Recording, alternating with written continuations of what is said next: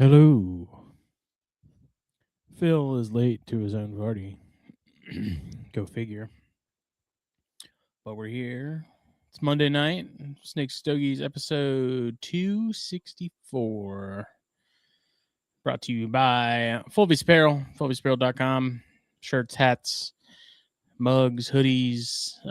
Daytona pre-order is still open. So if you're going to Daytona and you want to place an order, but you don't want to pay for shipping and you're okay with just me bringing it down to the show next month, that option is available there at checkout. Otherwise, use the code THN at checkout and get 15% off your order. That is the exclusive promo code for THN listeners and viewers like you. I do have some new stuff in the works as far as designs. I've had some people request scrub shirts like Somalia. So those are going to get added at some point here soon. Possibly this weekend. We'll see. I don't know what I've got going on. And then cold-blooded caffeine. Best coffee around. We have the Snakes and Stogies blend that we are extremely biased in this dusty bag here that I've got. This stuff's good. It's legit. Mexico, Rwanda together in a bag. Grab you some. Use the code SMOKE at checkout. That should get you 10% off your order. Our blend and a ton of others to choose from on coldbloodedcaffeine.com. Grab yours. You won't be disappointed. Again, we recommend the Snakes and Stogies one because it's ours and it's unique. It's two countries you don't see often together in coffee as far as blends and things go. So it is something a little different. And you're helping out Trey and McKendrick and the Rainforest Alliance and us, all around, just good deal. So you see if I haven't heard from Philip yet. I don't know what that fool's doing. We've been off the last 2 weeks. I had family in town for the 4th last weekend, so I wasn't available. And then the week before that, honestly, it was so hot here in South Carolina. I told Phil straight up, I was like, dude, it's the garage is like an oven, and I wasn't prepared to deal with it. So we got some rain, so it has cooled off a little bit, so it's not nearly as brutal as it is today. So here we are. 264 episodes. It's Monday. I'm tired. I think everyone's tired. We don't really have anything as far as like a outline or sort of specific topic this evening. We're just kind of do our usual catch up and talk about, this, that, and the other, and whatever happens to pop up. How are y'all doing? I see Keller's in the chat. Lance Kirkman. Always good to see you guys. Jake is actually going to West Texas Wednesday with Chris Painchab. And I would expect a Flippin' episode after that at some point soon once he returns. So jealous of that trip because I have not been out there since Phil and I went in 2020. I think it was 2020 when we went. Been itching to go back. I want to get out to Arizona. I want to get to Costa Rica. The list is long, but West Texas especially was just so much fun when we went with the guys. I would love to get back down there. It's magical. And I hope that they do really well with this trip they're going on. Looks like Doc Brown, who we had on Snakes and Stogies last episode, he went out there recently for a few days, and it seems like they did really well. They found some awesome stuff. You can see what he's found on Instagram if you go follow him at Pelican State Reptiles. He posted stories, and I'm sure he's posted some reels and stuff about it. And yeah, really, really killer subox and things, and rattlesnakes, and all that good stuff. The S word? I did. See, I summoned you like a genie. You did. Sorry I'm late. I had very good reasons. Late. Oh, really? Oh, you very good reasons. You said the magic word, the magic S word, and I magically appeared. Did I not? You did. What was that word? Subox. What am I wearing right now? The Subox shirt from Foley's Apparel. The Subox shirt from Fulvius Apparel. What am I wearing on my head right now? The Subox hat from Foley's Apparel.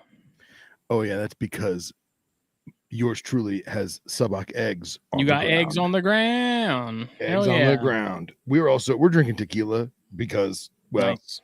When you got Texas snakes laying eggs, That's right. You drink yourself a little clear liquid. It's fire water. Cool and refreshing. What's going on? What did I miss? Nothing, just general update stuff. Was talking about well, not general updates, intro things. I've been up since like 4:30, dude. I'm freaking beat. But Jake's going to West Texas with KP here Wednesday. I think he's leaving, flying out. Oh, hell yeah. So, hell yeah. Doc Brown just got back from West Texas. Don't get me started. Boy. That man, I got to be honest, not only did he beat me to a wild Subox, God bless him, but he sent me to, we got two? They found a second one. Oh, yeah, I missed like the the last second night, they found a second one. And man, that first specimen was downright gray, downright almost anery. Beautiful animal. I didn't see the second one. Now, he was cool because he sent me some Wild Rose Pass little driving footage. God bless. And that just made me just tickled my Texas heart. Tickled my taint.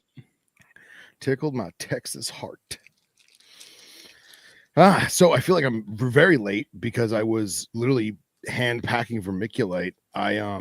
But before we get into all that, did I miss sponsorship? Did I miss? Yeah, I already did all that. Okay, all right. I just been sitting here talking to myself. I'm sorry, man. It was just like I've been waiting weeks for this date.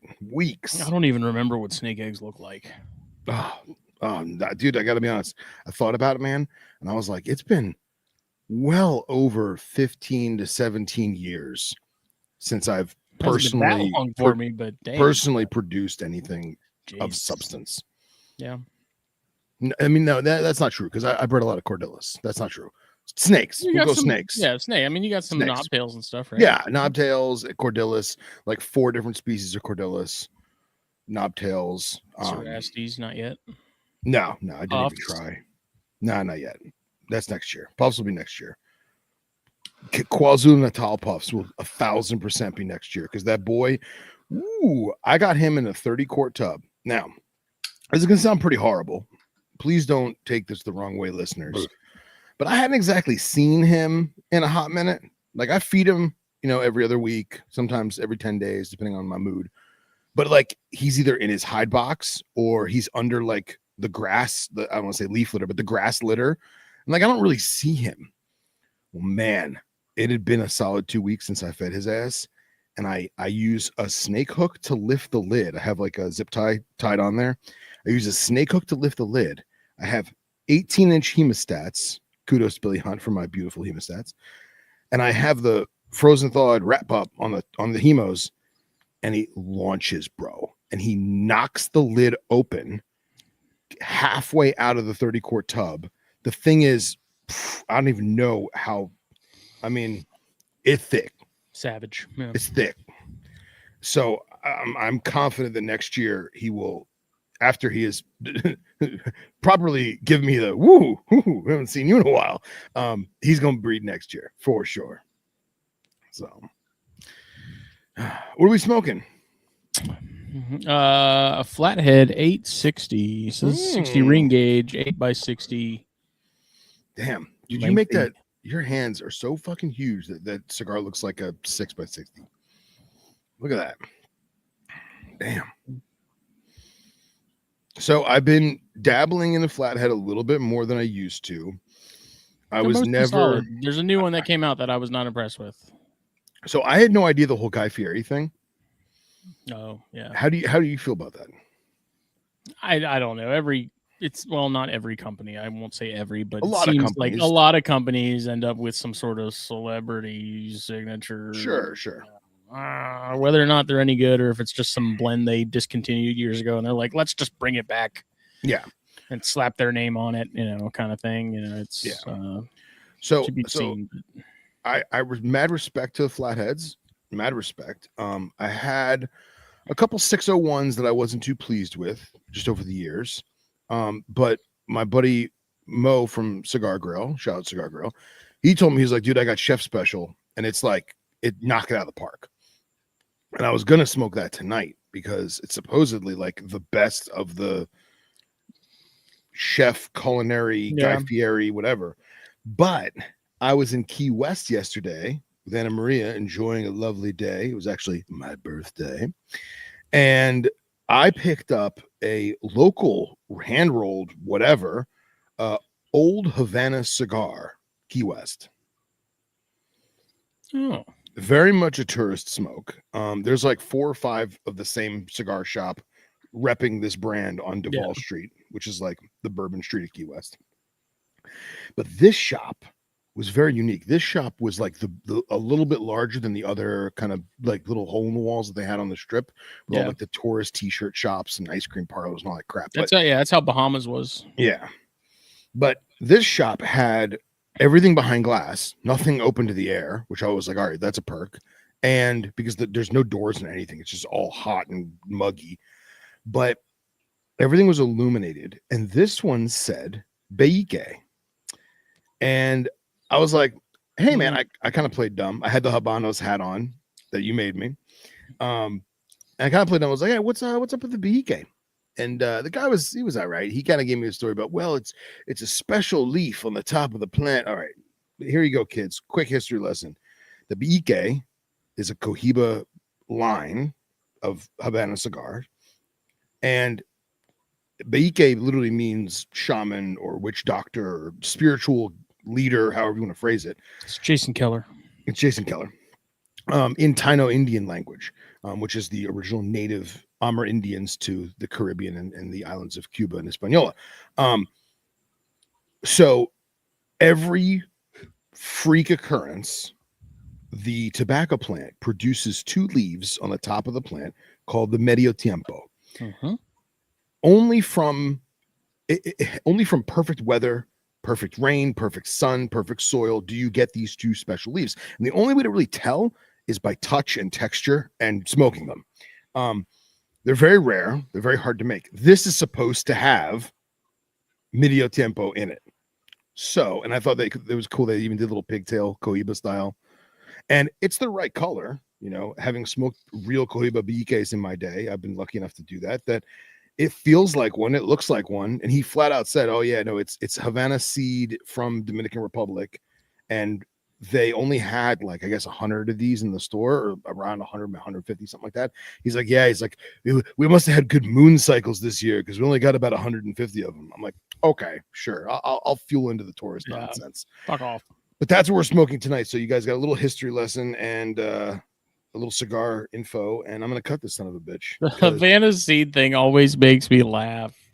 It does. It really does. Because it's like, hey, jackass, they're all Havana seed. Yeah. I don't. It's one of the many gimmicks. You just put Havana on a label somewhere, and people are like, "Oh my god, it's Cuban." Yeah, exactly. So, but we shall see. It looks good. It feels good. It looks solid. Like the construction looks decent just from looking at it. Yeah. Closed foot. Yeah, closed foot. Yep. Yeah. So it's good. And pigtail. I like a pigtail. It's cute. It's a good touch. So let's see. Well, speaking of gripes, let's hear it. A local shop that is not affiliated with Beaufort Tobacco at all, at the southern part of the county, put a Facebook post up with an AI post, and it says cigar lounges typically maintain a casual yet refined dress code. While suits and ties are not mandatory, attire that reflects the lounge's upscale atmosphere is appreciated. Here are our guidelines for proper lounge attire. Really? And this is Raj's place? No, Oh, this is not. I told Raj he needs to go and make a post that's the opposite of half this stuff. And just be like, hey, you like cigars? Come hang out at our lounge. Just don't dress like a hobo. That's pretty good. So basically, let's see. No flip-flops. I can understand that. I can. You're not at the beach, bro. You're in town. If you're by the beach, I'd say okay, but go on, continue, please. No tattered clothes. I'm with that. Again, just don't dress like you're homeless. Males, shirt with sleeves. Okay. Fuck off. Okay. Well, wait, but you don't wear sleeveless shirts, do you? No, they're saying you have to wear shirts with sleeves. Right, you're wearing one right now. I'm wearing a t-shirt. Right, that's a shirt with sleeves. They're talking about sleeveless shirts. No, like classic standard. Oh, they want like a long sleeve shirt? Sleeve, like, yes. No, they can't mean that. They mean like, guinea tees or wife beaters or I don't think so. Or sleeveless like beach shirts. No computers or phone calls at the bar. Unplug and be present. Oh God! Like, first of all, don't talk on your phone on speaker in the lounge. Like, I mean, there's like some rules and there's like some etiquette in the lounge. You could even say no phone calls in the bar. Like take it outside. To tell me to unplug and be present to me is like, go fuck yourself, dude. Yeah, like, I'm here to do my own thing, and like I'm not here to. This isn't Christmas dinner. Like, what if I'm there after work and I'm finishing my work on my laptop? So what? I'm supposed to just be present and hang out and talk to strangers or people I don't even like? Yeah, that's fucked. And then headphones only, no speakers. I felt like that went with the previous rule. Yeah. It's kind of self-explanatory though. No politics, which I'm like, oh yeah, because you can't have conversations about politics anymore without people losing their minds. Yeah. But I don't know. The whole thing just really pissed me off. And this is like a competitor? Yeah, kind of. Okay. It's a shop that's been around for a really long time. But then they also like posted a picture. And it's like Wednesday at Peaceful Henry's, and it was totally like it was like an AI generated post. Nothing like their lounge. Yeah. And I commented on it, and I was like, because at that point I had read that post and I saw that, and I'm like, fuck you guys, man. Like, this is sit here and talk about like how to do things, and you're gonna use bullshit AI to it's pretty fucked up. Falsely advertise your business, because that's pretty much what it is. Because again, like, the picture was nothing like what the actual lounge is at all. It was some guy in a suit with some girl in like a dress, like they're out for the evening somewhere. And it's just like, you guys really, I Look, just, man, I like, don't know. there's I hate it so much. It's like, cigars are not. There's not blue collars or white collars people think they are. Like, it used to be a thing. Like American Psycho era, it was like a higher end, businessmen did it, and now it's not that anymore. Yeah, but not every club or every lounge was, American Psycho yuppie. That wasn't the case, man. And I feel like I have a Casa de Monte Cristo by me, which is externally, it is a very adult looking place in terms of, you expect people to have suits or button up shirts or something to that extent. It's a full bar, it's low lighting, it's leather couches and chairs, and it is a true gentleman's lounge. And by gentlemen, I mean adult men. I don't mean strippers. But at the same time, it's South Florida. So like, you walk in with a t-shirt and shorts, you may also have a $50,000, $100,000 watch on your wrist. You know what I'm saying? Yeah. So like, and it wouldn't shock me if somebody with the same $100,000 watch and $1 million McLaren out front is wearing flip-flops, because it's South Florida. So you got to roll with it. I think it's ridiculous. Like, I'm not changing. It's not girls' night out. I'm not changing my outfit to go to the cigar lounge. Like, I'm literally, if I see that and I lived in Bluffton, in that part of town, I'd literally just be like, okay, I'm just not going to go there to hang out. Like, I'm not going to, if I'm been working all day and I want to go have a cigar, I'm not going to go home, change. Yeah.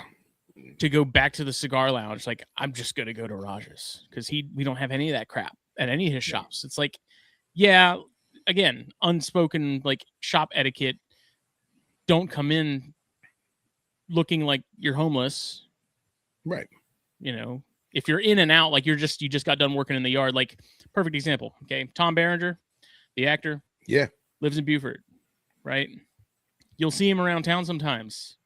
I have never seen that man in a suit. Every time I see him, he looks like garbage. He's been working in his yard or whatever he does. Like, he's got a big hat on. You can't really see his face. His clothes are like raggedy because he's been working in the yard. Yeah. Like, he's wearing like white Adidas, like dad shoes. He's not what you think, you know? And it's just so, if you're in and out, like you're not hanging out, that's one thing. Like, you come in like that and you're just coming in to grab some stuff, cool. Like, even if someone did come in dressed like they were homeless and they wanted to sit down for a bit, I'm cool with it. Whatever. Yeah. That doesn't necessarily reflect on us that we're like a bad establishment, especially if it's someone who looks like that and they're sitting down, they have a Padron in their hand. It's like, yeah, exactly. Because what I learned, and I talked about it in the group chat a little bit when I was ranting about this whole post, was the irony is with almost like 90% accuracy,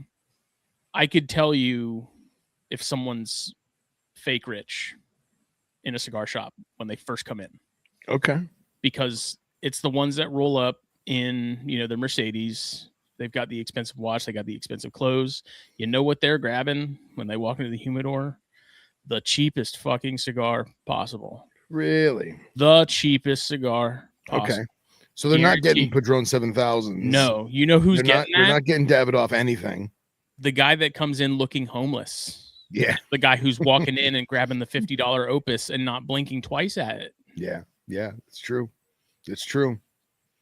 Like, I saw it after 10 years of working on and off in the cigar shop. I swear to God, if I see someone roll up in like a really fancy car and they're all dressed to the nines and they got all this stuff, I'm like, you're getting that factory smoke from True Estate for $3. Yeah. I'll bet money that's what you're doing. And again, 90% of the time, usually that's the case. They're not spending money on cigars, or they're super cheap and they have the champagne taste on beer budget sort of thing where they want Opus, but they don't want to pay for Opus. No, they would never. You're not getting it. It just, yeah. On that note, I got two, I don't know what Fuente calls the size, but nub size. I got two rare pinks, one for me and one for Anna Maria. So stoked about those. But yeah, no, I totally see it. And like, I've been at the shop and I've seen a guy who, like, I don't want to say looks homeless because he didn't look homeless per se, but like an old ratty t-shirt, Dickies, flip-flops, no wallet, no nothing, just his cell phone because everything he needs is on that cell phone.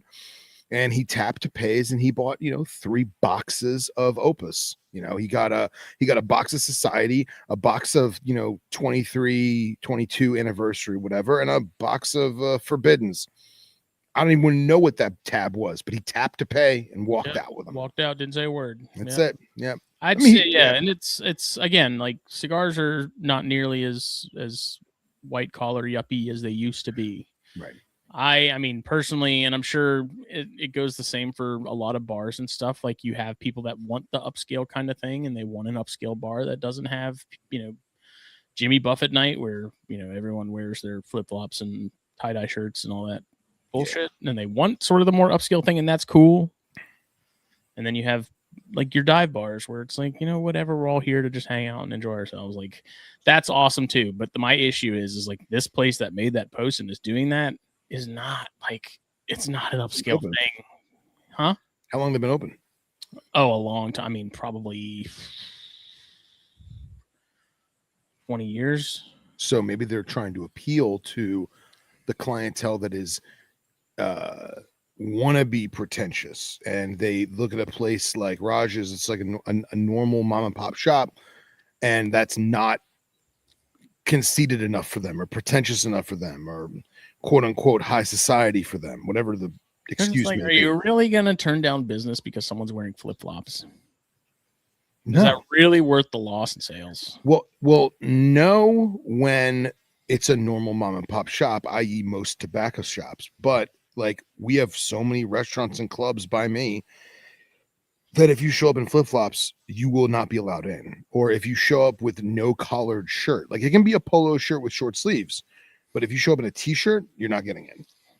And that's they don't care because they're making, $1 million a night in revenue no matter what, because it's South Florida, Yeah. But I would be interested to see, because like obviously I haven't been to a Blue Martini in fucking 20 years, but I'd be interested to see if you went to the Blue Martini in Boca Raton, Florida, where you can have a collarless shirt and long pants or a collared shirt and shorts. You can't have both. I want to know if now that because of a recession and people are hurting for money, if they would still honor that same dress code. I don't know. If I hear that there's like a place where I'm going to give them my money for something and they tell me I have to dress the way they want me to dress, I'm not going there. No, I totally feel. Because me, I think that's complete bullshit. Yeah. Because Katie and I actually, there was like, we had an argument one night because we went to dinner at this place downtown that's like one of the more upscale joints. And I wasn't going to wear like a t-shirt. I wasn't going to wear like a Fulvia shirt or something, but I wasn't dressed like super formal, but I wasn't dressed super casual either. And she's like, you can't dress like that at this place. And I'm like, the fuck I can't? Like, we're about to go drop, $120 $150 on dinner. Like, you don't tell me that I can't wear flip-flops when I see people walk into that joint in flip-flops all the time. Yeah. I'm like, I get it, giving them my money. I'm not there. Like, I get it. I'll just as easily go to the friggin' sports bar right down the road from me. That honestly is the food's probably more enjoyable than the fan. I don't know. I was just like, I get irritated. I get it. You can't tell me that I have to dress a certain way to go and give you my dollars. Yes, your hard-earned greenbacks, or as the kids say, blue stripes. Now, fuck you! I won't do what you tell me. Fuck you! I won't do what you tell me. I'm noticing a uptick in people not knowing how to act when you're nice to them. What do you mean? People are becoming so accustomed to people being rude or standoffish. Hostility. Yeah, that when you're nice to them, they're like, oh, thank you. Thank you. Does that make sense? Like, I get a guy who calls, hey, man, I'm looking for this particular thing that you probably don't have, and I'm assuming it's going to be expensive. And I go, actually, we do have it, and it's on sale. It's only this much. Would you like me to put one aside for you? I'm going to keep acting tough until I figure you out. Yeah, I understand your tactics. Exactly. And it's like, oh, you do have it. Oh, that is a great price. And you're willing to hold on to it for me so that no one else buys it until I get there? What kind of angle are you working? You okay, pretty much like that. You can feel that through the phone, and they're like, "Oh, well, thank you. I'll see you soon." Like, no problem, sir. Have a lovely day. Meet you in the parking lot. Yeah, I'm off at 6. Oh God, I haven't really found that to be the case here yet. I don't know. It's probably headed that way. Well, you're also not working. You're not working counter retail anymore, right? Or do you got walk-ins? We get walk-ins all the time. Cool. Yeah, all the time. Cool. I usually say step into my office where they take 5 steps and they're sitting at my desk. Oh, I love doing that. That's great. It's like private office. Can I offer you a water, sir? Great. I don't have any. Thank you. Sorry. I'd like to speak to your manager, and you just turn around. Yep. That's good. That's real good. Oh man. Besides Subox, what's anything else exciting going on? Oh man, so how big was the clutch? I have no idea. She was still laying. Oh, okay. I thought you were getting them like set up. I got you. No, the egg box ready. Well, so let me send you these pictures, and then I'm just gonna go down the rabbit hole. And I can go down like what these are, lineage, blah blah blah, all the stuff that nobody cares about but me, and I get to share it all. Okay, what am I looking at? Okay, let's do this. Let's do that. Let's send Smitty this. Let's send Smitty that. Okay. And send. Ba, ba, ba, ba. 5 photos to Smitty. So this is I believe, Rob Nemo production, Wild Rose Pass female. I want to say 2023. Let me look at my notes. Proven breeder 1 clutch, but I don't know if I believe that. So I'm sorry. So yeah, now it makes sense. 2020 produced Wild Rose Pass from Rob Nemo. I don't know mom and dad, but it's purebred Wild Rose Pass. Born in 2020. I got her in 2024, and she had produced a clutch that year, before Daytona, like laid in July. He fed her back up, and then I picked her up in that August. Gotcha. And I've had her since that Daytona, that August. Her husband is another Wild Rose Pass male, a year younger, never bred, from Rob Nemo. So this is Nemo blood on Nemo blood, Wild Rose Pass on Wild Rose Pass. He obviously has the lineage. We trust him. He's Rob Nemo, for Christ's sake. He ordered him some Fulvius for Daytona. What do you get? To sell or to wear? To wear. Hell yeah, I got to put my order in. Fuck. For Daytona pickup. I think you could probably guess what he picked up. Oh yeah, my man. So this particular pairing was all right. Cooled them to the best of my ability because I don't have a chiller. Because it's Florida and it's Florida. You don't have winter. But I'm doing the best I can with the desert room in terms of like getting it cold enough. I had a little swamp cooler with a dehumidifier right next to it, so that it was sucking the humidity out. I don't know what the hell I was doing. But May 2nd, I stuck them together. And then they were together until May 17th. I separated them and fed them. And then, what the hell is this? May 25th, I put them back together. The temps at the time in the desert room was 83 Fahrenheit and 43% humidity at the high. Mm-hmm. And then I separated them on June 18th, which I know is a long time to go without food, especially for a mom. But when I attempted to feed, they just weren't into it. And I was like, all right, let's just leave them in breeder mode. You know what I mean? Yeah. And then they were separated, and then the 27th, dude, she shed. And I was like, oh, this is pre-lay shed. This is so June 27th. I was like, this is awesome. This is so good. She looks like she's got lumps in her. Like, I was stoked, bro. I was like, any day now. Yep. She didn't do shit until today. Psyched you out. Psyched me out. Now, on the 27th of June, when she shed, I put in a sphagnum moss tub, which you can see in the center of our screen. And then I was literally checking every morning, every night, every morning, every night, every morning, every night. And I was like, this is crazy. And my parents got me cameras for my birthday. So Saturday, I've set this camera up. This camera is facing her for obvious reasons. And I took these screenshots because doesn't it look like there's 2 eggs right in front? No. Where? Look, like right there. There's 2 eggs right there. One like up and one on its side. Right, no, in the deli cup. Yeah. No. Yeah, dude, it's 2 eggs right there. Where? I'm over here. I wish I could show you on mine. All right, so move your cursor. Yeah, go to your left.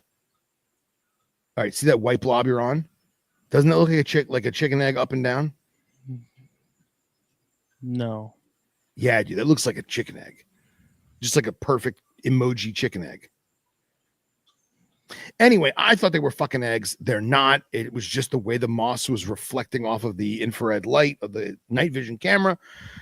I was very disappointed when I got home. And then that's the temps from today when she was actually laying. because I got home from work and she was pooping out eggs. And I was like, oh my God.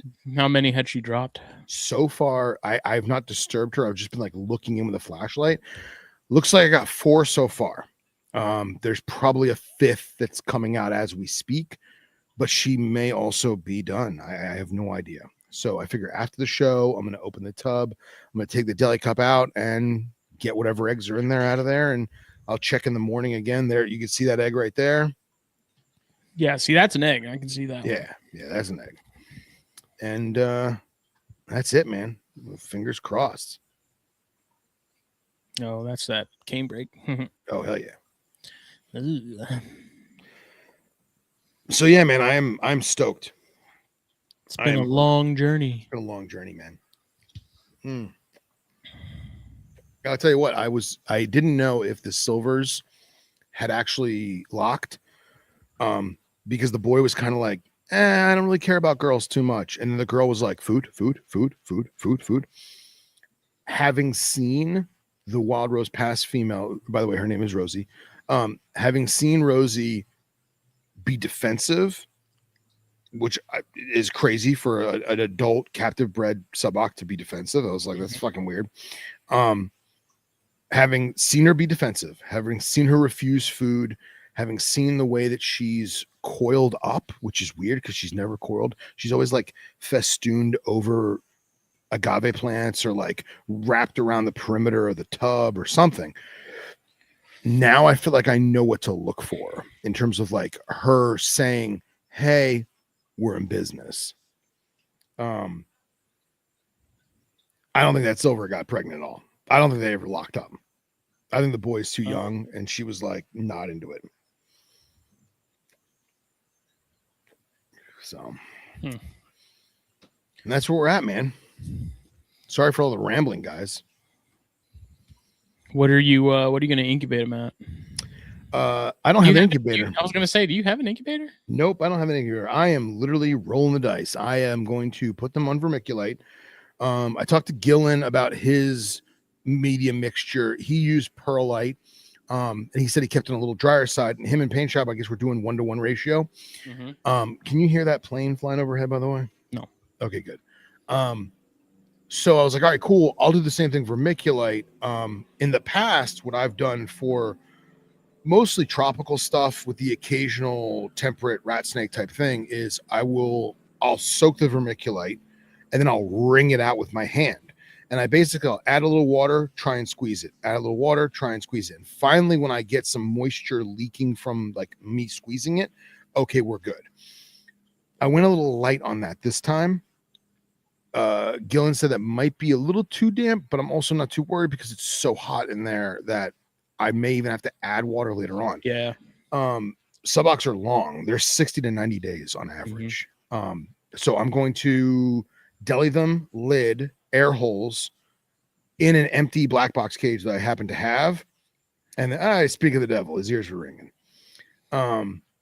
And is that Kaziki? Yeah, it's Kasiki. Oh, I thought it was Gillen. My apologies, Kaziki. Welcome to the chat, Kaziki. You're not Canadian. You're not Canadian. You're not Canadian. And I'm just going to leave him at that because right now it is getting 85 and change during the day and 73 to 74 at night. So I think it's going to be good. Yeah, I think it'll be fun. Yeah, I mean, I think it may even especially if you keep them up higher and you keep them away from wherever the AC vent might be. Yeah, they're literally going to be in a black box cage underneath mom. So they'll have no direct sunlight. However, that is the warmer side of the room. That's where all the subocs are. That side of the room is like maxes out like 85-ish and change. The other side of the room, which that's the south side, the north side of the room is like 83-ish. It's like usually 2 or 3 degrees less. But I'm going to keep an eye on them. And yeah, I'm just going to roll with it. See what happens, man. Yeah. Why not? I think it'll be all right. Yeah, I'm hoping. I figure in the wild it's probably going to get hotter than that and colder than that. So who knows? Yeah. I mean, this isn't like a normal time that people are getting eggs from, though, right? Is it like an out of season? No, it's usually I don't know about people, but in the wild it's July. July is lay time. Yeah. And then like they get that name like Christmas rat snake because people have had clutches in late August and even in September, and then they're hatching at Christmas. Yeah. So I don't. I think I timed it. I think I timed it great. I was just not expecting her to pre-lay shed, and then go almost 3 weeks before she actually laid. So, I mean, other animals I've had, cobras and stuff, you get pre-lay shed, and like a day or two later, boom, eggs are out. So, no, I mean, even with the corns and stuff, it's usually like the rhinos too. Rhinos, I feel like that pre-lay shed takes way longer than any other species I've bred. You mean the time between shed and lay, or just the shed itself takes? The shed itself feels like it takes way longer. Like, and I don't think it's not even. It feels like I think it legitimately does take twice as long for the whole shed process for their pre-lay than it does like anything else that I've kept and bred for some reason. Okay. And then like they do, shed, and then it feels like it's a longer wait than normal for them to actually drop too. It's weird, corns and stuff. It's pretty by the book, but rhinos and some of that other stuff, man, it's like Jesus, like you had your pre-lay like a month ago. Like, what are you doing? Yeah. Yeah.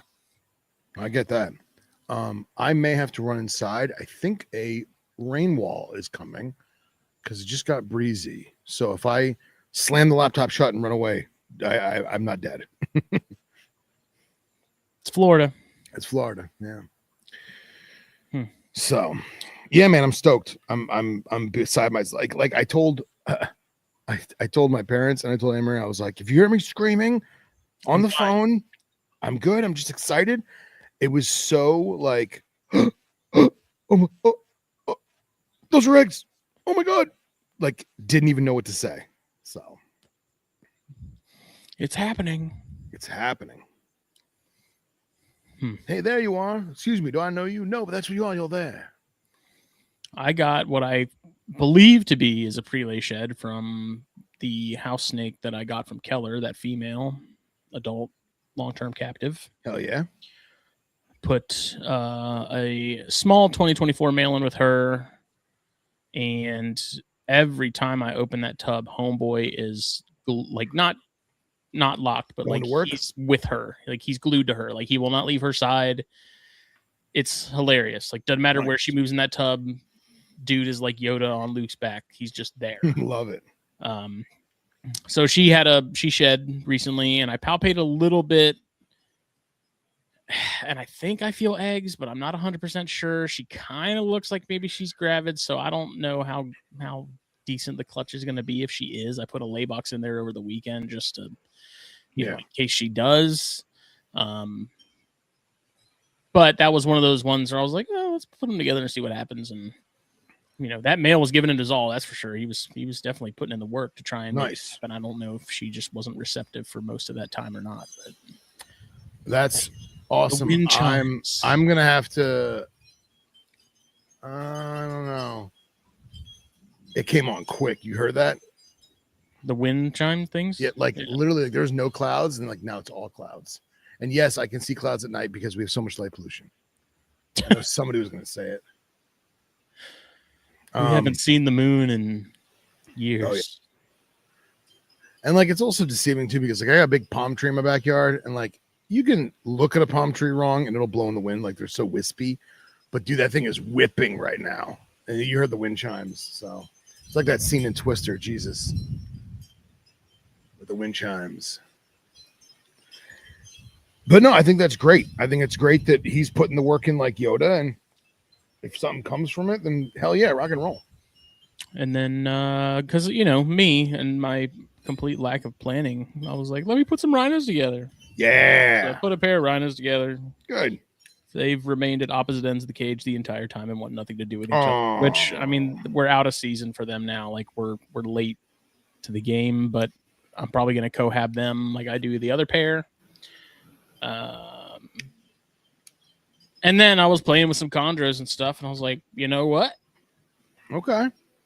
I'm going to put a male in with that female. Hell yeah, man. She wants nothing to do with him. Again, But is he trying? We're way early in the season for those because those are fall and winter breeders, not spring or summer. So. But it's also a drastic temperature change, so who knows? You know, the male is trying. Are you about to blow away? I don't know, but there's some crazy ass lighting. But the lightning alarms haven't gone off yet, so I don't know. Oh yeah, that did not look good. Can you see that reflection on me? No, but I can see your shirt moving in the breeze, and I can hear the wind chimes about to get ripped off the banister or whatever. It's crazy, dude. Fucking Florida, and just like that, it stops. I don't know. Anyway, no, I think it's cool because you guys had massive heat wave, and that might spark something in them. So why not put them together? See if I mean, well, that male. Every time I put that male in with her, because I will throughout the year periodically just throw them together, right. And every time I put that male in with that David Brahms female, he tries. Like he good. I can tell he's putting the work in. He's trying to make it happen, but she's just not giving it up. So, but I mean, that's what I did with that first chondro clutch I got a billion years ago. I put them together in like June and just left them together until I saw an ovulation or something, or saw a lock, and I'll probably just do that again and separate the feed and that stuff. But other than that, I mean, it's hopefully house snakes soon. I'm expecting if she is going to drop, it should be within the next probably week or two. Did she shed yet? Yeah. Okay, she good. shed. And I noticed when I checked on her when she was in shed, and I was like, oh, okay, well, that's conveniently timed because I haven't really been hammering her with food. So I'm like, if that's going to be a prelay, that's probably what this is. And again, I palpated, and it kind of feels like there's something there, but it's hard to tell for sure. Yeah. Again, I'm kind of expecting slugs because it's not like a very obvious, sign. Like you can't clearly tell that she's gravid like you can with some corns and stuff, where you can look at it and be like, oh my God, there's eggs all up in there. Yeah. So we'll see, but okay. It's the female that Keller gave me that he had for a handful of years, and I just had that smaller male from that pair that I got at Daytona last year. I think it was last year. They're 2024s, so they're of age. The male is especially. Yeah. I don't know. We'll see. And then the Bluefoot baboon, still no egg sac there. That's become how long does that take? Well, that's what's been frustrating is in doing my research, a lot of people on like old arachno boards posts and stuff were like, roughly 60 days after initial pairing or something, like, that's when they'll kind of drop. But then talking to other people, they're like, no, it can take like 90 days sometimes. It can take 75 days sometimes. And I'm like, can't really get a straight answer out of anybody. Is that them gatekeeping or? I don't think so. I don't know. With the people that I've been talking to about it, I don't feel that it is. It's just, it's been frustrating though. And then like, I don't check on her constantly, but usually like once every 2 days or so, I go in for very couple seconds, like lift open the trap door, look to see if there's anything there. Nope. Close it, put her back on the shelf, ignore her. Yeah. And then I'm being told, don't do that. Okay. Is that stressing?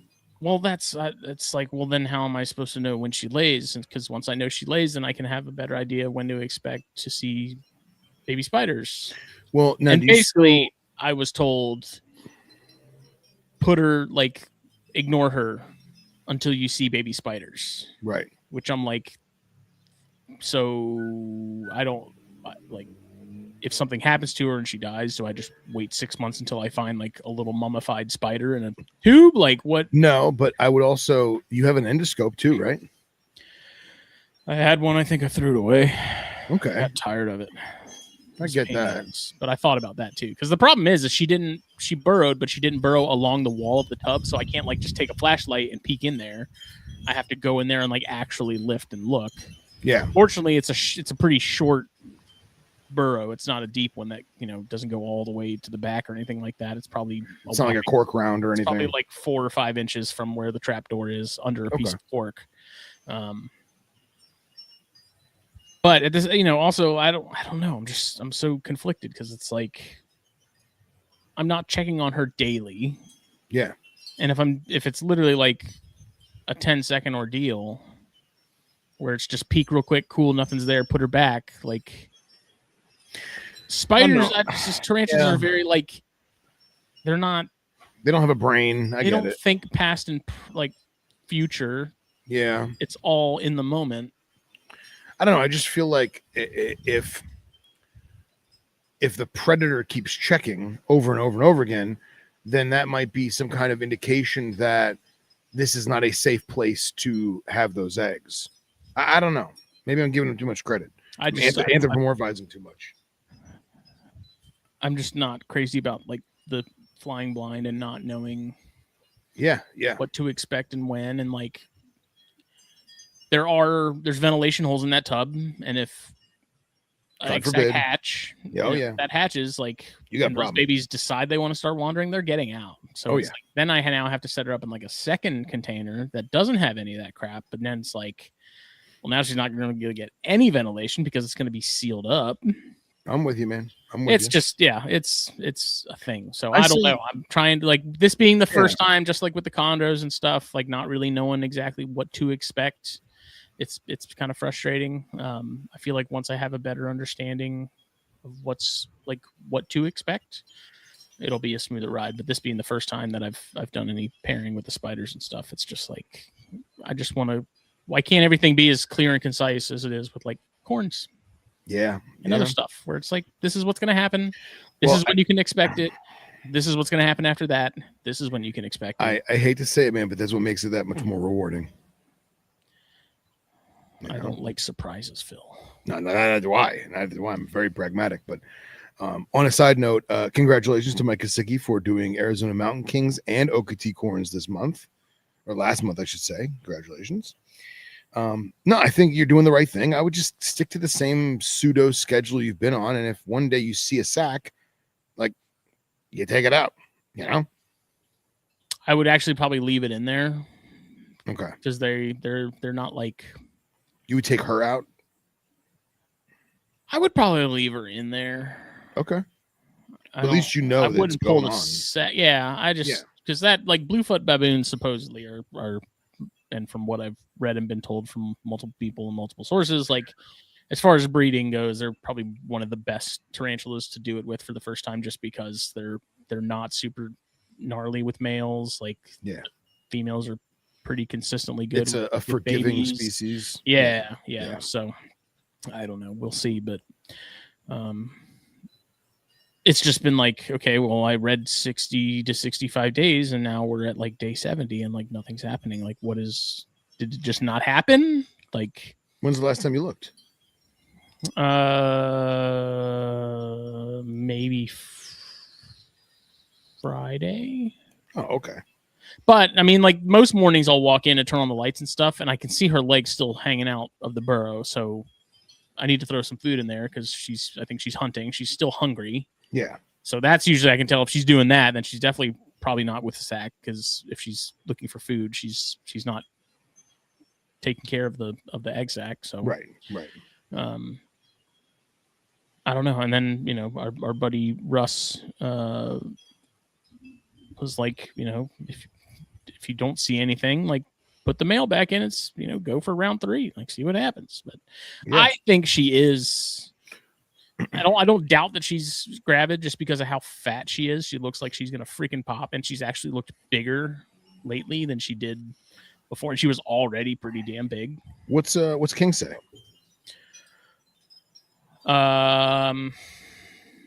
I mean, he was in agreement that, like, leaving her alone indefinitely is probably the route to go. I don't know. I just look at it from like the realistic, objective perspective of, like, if they destroyed their egg sac at the first sign of any little bit of disturbance, they wouldn't be alive in the wild. Yeah, no, I give you that. I try to kind of keep that in mind. It's like, I didn't know if, like, okay, big scary monster that's going to eat me, it just left. Let me wait a couple days to see if it comes back. At a coincidence, it came back. oh, big scary monster's going to eat me. Let me wait a couple more days to see if it comes back. Third time. Oh no, it came back.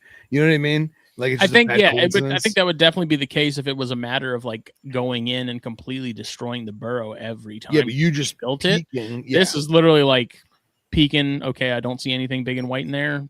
Yeah. Cool, like back on the shelf. What about, is it always silk white, or do they sometimes add soil to the outside, or it's not like it got dirty or anything? No, Okay. No, it from the pictures and stuff that I've seen, it looks pretty obvious that there's they've got one. So yeah.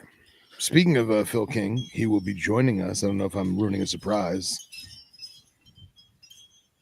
I know he's so excited to meet you, dude. He's so excited. So excited. So we planned it to where he flies into Savannah the same day Rosa does, same morning. Oh, excellent. So me and Danielle are going to pick them up from the airport. I think Phil gets in like an hour after Rosa does. Hell yeah. We're going to jet down there, pick them up on our way to Daytona. And then when we come back, Phil's going to stay at my house Sunday and he flies out that following Monday. Okay, cool. Yeah, it worked out because I was like, dude, if you can get to because the Savannah Hilton Head International Airport is like we pass it leaving to go to Florida. Yeah. So I was like, if you can find a flight there, like we can pick you up. Yeah. And then we're sharing a bed and splitting a room with Danielle and Becca like we usually do. Cool. And then Dritz is coming down with Warren of Bushveld. Nice. And Warren's got a table again? Yes. Cool. But Dritz is also, so they've like teamed up on a sort of a joint venture. It's called Arthropoda Safari. Cool. And so they're doing like inverts and stuff together. Hell yeah. So Dritz is coming down there. They're going to set up, I think, for that. And then are they sharing a table, or are they still going to have their own respective tables? I think they're doing like they'll have the house snakes, like the Bushveld stuff, and then also the Arthropoda stuff. Cool. So, hell yeah, that'll be great. Cool, yeah. And it's I told Dritz, I was like, there's really not that many dedicated and like fully legit tarantula tables. There's Exotics Unlimited, and then Marshall Arachnids was there the year before last, but I don't know if they're vending this year. But I was like, I know there was I think 2 or 3 tables that had, I don't want to sound insulting, but they had like import arachnids that they clearly got from wholesale. Yeah. Which is cool, man. Like I still think that a lot of times those guys get the cream of the crop, you know what I mean, before everyone else does. So some of that stuff's great. But I feel like those guys are really going to do really well, especially collaborating like that. And they just have the selection that, oh yeah, like not them specifically, but like the specific invert people have a selection that the importers and the stuff where all that's secondary to everything else. Like it's just there. Someone sees it, they see a wild caught cobalt blue for $40 and they're like, oh cool, I'll take that too. Like, oh, it's blue. Yeah.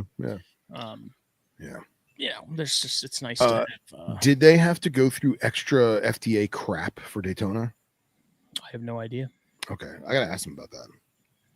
Yeah, I'm curious. I'm sure Warren and his wife, they already figure out the logistics and stuff for that because they're extremely organized. Oh yeah. One of the if anybody going to Daytona, even if you're not into house snakes, like one of the coolest tables. Just the way they have it set up, it's clean, it's crisp, everything's nice. I'm about it. Dude, he's got those damn lineatus, those striped house snakes that I'm just I want some so bad. They are awesome. They're so cool. Dude, those two, that male that I paired with that bigger female, and then the female that I got with him, like those two snakes are little fucking gremlins. I love it. I open that tub and they're like coming out, like ready to go. Like food is just number one priority for everything. And they just come out like eyeballing your hand, eyeballing everything. Like not like gently coming out to investigate. This is like full bore, like, oh fuck, there's food. Let's go get it. I don't know if it actually is, but I'm going to find out. They're just little savages, dude. It's good. It's good. Speaking of aggro gremlin small Africans, I smelled something funky in the snake room, and it was like the sweet smell of death. You know, that sweet smell. And I was like, well, let me just do a walkthrough with like a flashlight because some of the tubs are dark and some of the drawers there's no lights or whatever. And I was like, let's see if somebody regurged, see if there's any forward flies. You know those signs, right? There's nothing. Everyone is happy. Everyone's fat. I'm like, where is this smell coming from? And then I was like, I have the African garter snake in its own little dirt tub, you know, dirt snake mafia. I'm like, oh man, I hope something didn't happen to that thing because it's just that sweet smell. It's somewhere, yeah, somewhere. So it's like, well, that's the last thing. I can't really look in there. The wind chime's too loud. No, okay. I can't really look in there. I have to go in it. I can't just like look through the tub, you know. So I get my extra tools because although African garter snakes are fairly, all the different species that I've worked with are fairly laid back. They're not like cobras or anything. It's still an elapid, you know. It still has a really good feed response. So I use hemostats and I open the lid and I look and I don't see anything. And that smell is there. I'm like, oh my God, what is that fucking smell? And I'm looking and like, you know, you this is a bad thing to do with venomous. It's a form of complacency, but when you're looking at something, you kind of like lean into it. Yeah. So like I lean into it and it chest popper alien comes out of the hide box with its mouth open, like, Mah! And I'm like, oh, well, clearly you're alive, right? So I step back. Like, oh shit. Yeah. I step back and it looks at me, kind of turns its head to the side, and then looks down to the dirt. And I know we shouldn't anthropomorphize snakes. I know they don't think like this, but I feel in my anthropomorphized soul that chick just told me, dude, there's something dead over there. And sure as hell, I used the hemostats. It had killed it thought it killed a frozen thawed fuzzy because it was all mushy, gross, and it buried it in the dirt, like to get it away from it. And I was like, this is brilliant. And like I very slowly with the hemostats excavated the eco earth grave site. The grave site, and I found this mummified goo fur ball. I took it out. I spread a little chlorhexidine just to make sure that there's no, you know, fungal growth. And then I got another frozen thawed fuzzy, and it ate it in front of me and slurped it down like a little sausage. I was like, okay, we're good. But like, just the fact that it like looked at me and was like, it's over there. It's over there. Yeah. Like, dude, crazy. Do your job. Yeah. Do your job, hairless monkey. Yeah. No. Mammal. Clean up my rejected supper, mammal. Yeah. So I think I might attempt to pair some Conicus. I was gonna ask that next, bro. Year. Yeah. I think so that adult female I have, I think by the time we get to the time of year to pair them, I think she'll be plenty. I think she could go now, honestly. It'd just be a small litter, but I think by the time that they're in season, I think she'll be primed. Now, they're still Northern Hemisphere, right? I mean, it's still north of the equator, right? Mostly. Or is it just too close to the equator to really matter? No, I mean, if you look at the range map, dude, they take up damn near the entire country of India, like into some of those northern countries, you know, bordering it. Right. So I don't know. The males have been feeding all of them, even the one that went on hunger strike for 2 years. So I take that as a sign that they're not in the zone currently. Okay. But again, that's another one where I've been tempted to like, well, let's just put them together and see what happens. But yeah, I also don't have that rack. It has heat, but I don't have it hooked up to heat. And I put a Govee in her tub specifically to see how warm it got. Because that whole rack sits up against the only window in the room. Okay. So I was like, well, maybe put it, like, in the back of the tub. Yeah. Or? Yeah. Okay. So I was like, maybe it gets warm enough back there to where I don't have to. Okay. And it got to like 80. And ideally that hot spot needs to be like 90. So I have to figure something out there. But yeah. It gets warm in there, and I really don't. I got the stuff from Black Box with heat included, with no intention of like having really it on using it. Just in case you get a cold snap or something. Right. Yeah. Just so I don't know. Well, let me ask you this: so setting all that up. What thermostat do you have hooked up to that Black Box rack? I don't have anything hooked up to it. It's not even plugged in. Okay, but all right. So you have like a VE thermostat at the ready or something? Yeah, I've got one of those laying around. I think I have a couple of Inkbirds laying around. Like, okay, so then I was gonna say, if anything, just grab an Inkbird and basically set it up to be like 1 degree on, like 2 degree off. So like let's say you want the hotspot to be 86.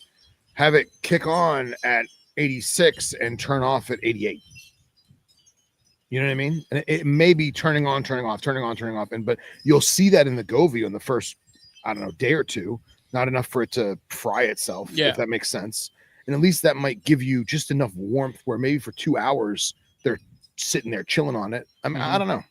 Well, that's why I put the Govee in there, because I was like, first of all, let me see if I even need to include it, like put the heat on anyways, because if that back of the rack gets warmed up from that sunlight in that afternoon, and it gets to 88, then I'm not going to worry about plugging in that heat to try and get that hot spot there, because no, I'm with you. That's perfect. Like then I don't have to even worry about it.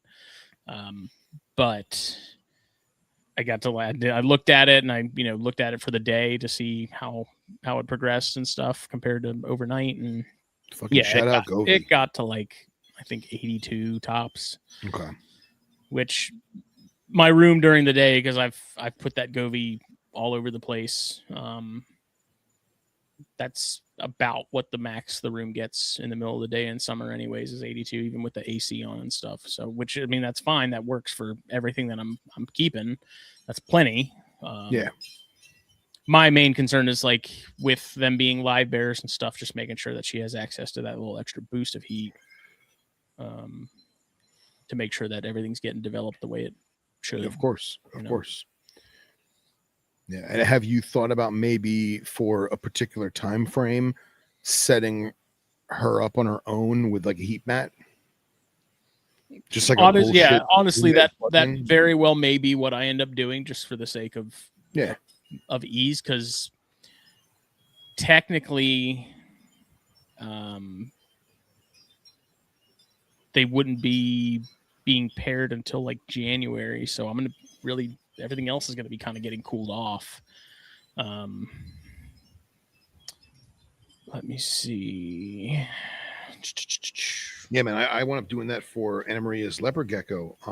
It's in an exo, and it's got sandy soil with some clay rock in there, and I put it's like a 2.5 gallon Zoomed stick-on heat mat. You know what I'm talking about? So I put a 2.5 gallon stick on, but I did like half on the side, half underneath. And then it's got the soil, the substrate there, and then a plastic high cave on top. And all night long, it's off.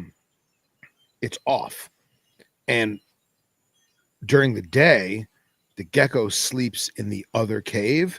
But then at night, when it's off, it's laying on top of the black plastic, like basking, like sprawled out, almost like a pit bull on cold tile, Yeah. And spread eagle on the spread eagle. Yeah. And I realized that it is literally, it's soaking up the heat for at least 4 or 5 hours every night, probably because it's too hot to go to sleep in the day in that cave. But it's cooked that sandy soil so much that black plastic is just radiating. It made like its own little radiant heat panel, which I mean, obviously it's different for the Conicus because they're in the sand, but I'm sure you could do something similar where even if you put a piece of plastic on top of the glass and then the sand on top of the plastic, does that make sense? Yeah. Like a buffer system that could work. Well, I mean, shout out. So the whole thing, the gears got to turning because Dan Beveridge at Picture It Pythons sent me a reel of a litter he just had. Oh, sweet. And, I asked him, I was like, how big was the girl and stuff? And he said she was small. Said like 300 grams, which is small. Yeah. Asked if he cycled him or anything. natural light cycle, 90 hotspot year round. Room ambient fluctuates, which is around 80 in the summer and 70 in the winter. And I said, when are you usually pairing? He said, rain, I'm the same as Kenyans. Started pairing in January, saw locks in February and March. So, okay. You got the video of the reel? Yes. Sweet. Sweet. If I can hunt it down. Totally sweet. Yeah, man, I feel like the racks are awesome for the Conicus, man. I see what you're saying about it. Just it's got to be hard to feather that temp just right. Yeah, you know. Yeah. I mean, I've got pretty much nothing but rats, corns and bears and house snakes in that rack, and all the Conicus minus like 2 youngsters are in that rack too. So okay. Let's see, I'd have that reel. But I think definitely like by that time of year she's gonna be good to go. Oh, look at them, dude. Yeah. That's so great. Oh, they look great. Little Russell Vipers. Dude, 1000%, man. Super cute. Oh, they're awesome. That looks way drier than I was expecting. I mean, I keep mine on Aspen, man, and I give them smaller water bowls than that. So yeah. So now is that the he took mom out? Or is that mom in there? No. Yeah, that's the female. Yeah, that's mom in there. Yeah. Okay. Wow, she's so much like, how do I phrase this? The babies are massive compared to her. Yeah, I think it's one of those things where if you have a smaller female like that, you're likely going to have a very small litter, but the babies are going to be pretty robust. Yeah. Dude, they look great. Yeah. Little angry bastards, man. Everyone's like, "Oh, Conicus are so chill." Yeah. Dude. Everyone says the same thing about Rosie boas, and then I'm the one who always gets bit every time. Yeah. I mean, that female that I have, that bigger girl, like she's pretty chill, but like almost all the other ones I have, you're probably going to get bit at some point. Oh, really? They sit super still and they like act like they're not going to do anything. And then you like move your thumb or something while you're holding it and they just nail it. And so. My fiance is in the chat. Hello, beautiful. She says, Phil, you may have some rain coming your way. Oh, it's coming. Those wind chimes are going crazy. But no lightning alarm yet, so we're still good. Oh, in other news. My wife wants a chameleon. Oh, really? We went to Repticon in Charleston a couple weeks ago, and she saw some veileds, and she's like, well, she saw some panthers. There's one booth that has panthers, and they have a male that's usually like hanging out, on top of their display, and she thought it was fake at first. I'm like, yeah, he's right there. He's cool. And she saw some veils. She's like, oh, can we get one? And I'm like, hell yeah, we can get one. Like, yeah, dude. I haven't had a veiled since I was like fucking 10. Yeah. So I've been on the lookout for a lightly used Reptibreeze on Facebook Marketplace. Cause of course, when I wasn't looking for one, they were everywhere. Like people couldn't give them away. And now that I'm actually in the market for one, there's none to be had. So going to do that and get everything set up and figure out where in the house we're going to put it, because we want to put it somewhere where it's not going to roast for half the day because of the afternoon sun. But I don't know, it should be cool. That's awesome, man. You gonna try and find one in Daytona? I don't know. I don't know that we'll have everything together by then. We'll see. Okay, because she wants it to look nice. Of course. So we'll see. Ooh, Valentine, welcome to the chat. Chains. Man, I heard Valentine kicked it with the boys. Louisiana. When are you gentlemen coming to the Reptile Super Show in California? Oh my God, I want to go so bad. It's just that and Tinley, man. Yeah, I haven't been to either one. I want to do that, and I feel like Austin too, right? Austin's got a hell of a show, doesn't it? Arlington. I'm sorry, Arlington. That's what it is. Forgive me, Arlington. Yeah. People ask me if I'm going to Colubert Fest this year, and I'm like, they keep making it so close to Daytona, I can't swing. I know. So it's like, Clint and the boys schedule it another time of the year, like maybe, but If it's anywhere in that like August, September, even October range, it's not happening. Yeah. But California looks awesome, man. It's a hell of a show. You know, I hear that you almost need more than they give you because of how much just the decor stuff and, you know, plant stuff and fish stuff and just everything. Oh, there it is. You hear that? Mike said you're coming home from Daytona with a chameleon. Yeah. Yeah. I don't plan on getting any snakes unless I happen to come across a Conicus for the right price or something. But we always say that. Definitely plan on. I mean, spiders. Like, come on, that's happening. That's happening. I just don't know about snakes. Currently, I've landed in a place where the spiders and the Conicus specifically work really well, lifestyle wise, just with schedule and stuff. It's just been, you gotta work with what works for you. Yeah. And as we've come to see with the evolution of my collection and, ADHD, that's just kind of where things have been slowly navigating towards, drifting towards. It's just more conducive to my current workload. I get it, man. I get it. I tell you, I don't have anything on the radar for Daytona, with the exception of try and find some more decor stuff. And that could be fun. But I kind of want to look for a rain frog. I need to load up on cork. Speaking of cork, last Daytona, I got Anna Maria one of the coolest cork tubes ever for her Florida King. And I still haven't we still haven't set it up yet. So I feel like in the near future, at least before Daytona, we got to redo her King's enclosure, and I want to get that cork in there. I think I might actually kind of try and crack it in half and make it like a half moon, and then maybe like stack one on top of the other, like almost like how we do the tin, you know? Yeah. But I was shocked at how much cork there was last year. That was incredible. Cork and grapevine. Dude, I have yet to find anywhere online that sells cork cheaper than the shows. Yeah. And it sucks because I didn't think about it until I was at one of the Repticons a couple months ago when I was getting cork. I'm like, wait a second. Everyone and their mom has been digging through this bin and probably been touching like 20 fucking animals. And so I thought about it. Like, I was finally like, okay, I need to start putting this in the freezer for several days before I do it. Because I was like, if anyone's ever wondering where mites are coming from, and it's like you're buying cork and stuff, it's because of those community freaking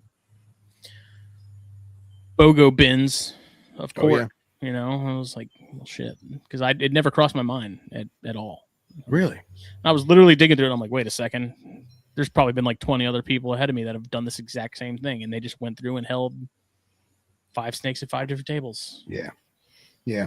I feel the same way about grapevine, man. I've gotten burned from grapevine with mites, especially on Morelia, because, you know, Morelia, it doesn't matter if it was a tub, a drawer, or a Viv, dude, I put grapevine with everything. And I hate grapevine. Dude, grapevine was amazing for so long, and then I just feel like it's just a mite magnet. I didn't have issues with mites. I just had issues with it getting black, like mold. Well, I will say I haven't had. The only thing that has grapevine now, is Fields Vipers. There's a little bit in there to kind of hold up the fake foliage that's in there. But dude, it's so dry. It's just gonna be an issue. But I used it with like Amazon tree boas when I was a kid in some tubs, and it did not do well. It got gross quick. Yeah. Ever since I was like, nah. But especially like the base of it, if it's in the substrate and it's perpetually humid, perpetually wet. Yeah. It's getting gnarly quick. I think Anna Maria bought it's not Rep the Chip, it's the Exoterra brand, same thing. What do you call it? No, I can't remember. Not the Santa chip?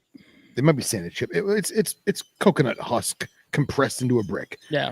So I got a Tupperware that she had, and I got hot water, and I made the whole brick It wasn't a lot, maybe 20 quart, if that.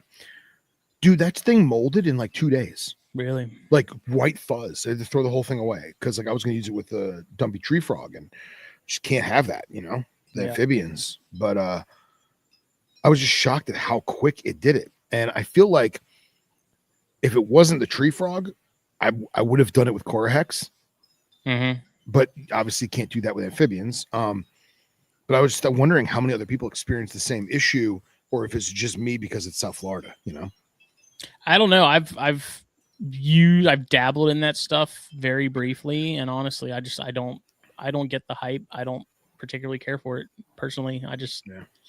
If it gets wet, it stays wet. It seems like it gets pretty swampy in the bottoms of tubs and things like that. And when it's dry, it's like, why am I just not using Aspen or something? Yeah. Aspen's pretty much my preferred, my go-to as far as like substrates.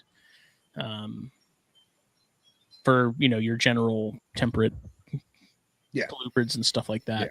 I will say this though, obviously I have the desert room, so it's a little different, but I do find that my snakes that are on Aspen, they need to be hydrated more.